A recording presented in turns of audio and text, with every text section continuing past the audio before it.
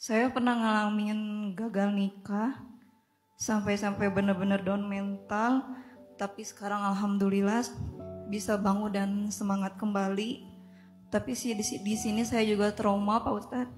Pertanyaannya, gimana cara nyembuhin trauma itu? Dua masalah mental, alham dan alhazan. Apa itu alham? Alham itu trauma masa lalu. Alhazan, anxiety, kekhawatiran, kecemasan tentang masa depan. Ternyata dua masalah mental ini obatnya al-imanu bil qada'i wal qadar, iman kepada takdir. Tapi makna iman kepada takdir ringkasnya yang tadi saya sebutkan dalam hadis Tirmizi juga.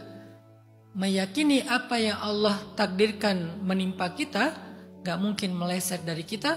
Apa yang Allah takdirkan meleset dari kita gak mungkin menimpa kita. Pada akhirnya kita mengucapkan dengan kalimat qadarullah. Udah takdir Allah begitu.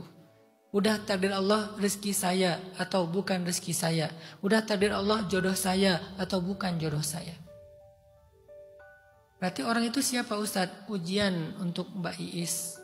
Supaya Mbak Iis belajar banyak hal. Karena ketika diuji kita pilihannya antara dua. Mau merintih kesakitan atau mau belajar hikmah. Setiap kali diuji pilih aja salah satu ini. Mau merintih kesakitan dengan keluh kesah atau mau belajar hikmah.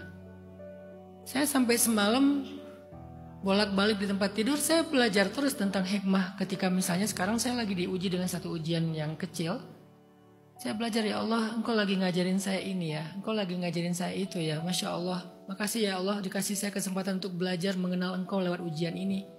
Kayaknya kalau nggak dikasih ujian ini saya nggak akan pernah belajar mengenal Engkau. Sekarang saya jadi belajar bagaimana menyerahkan masalah ini kepada Engkau yang saya udah give up, udah nggak tahu jalan keluarnya, biar Engkau aja yang selesaikan dan saya akan tunggu. Jadi saya malah sekarang merasa beruntung dikasih kesempatan belajar itu sama Allah lewat ujian.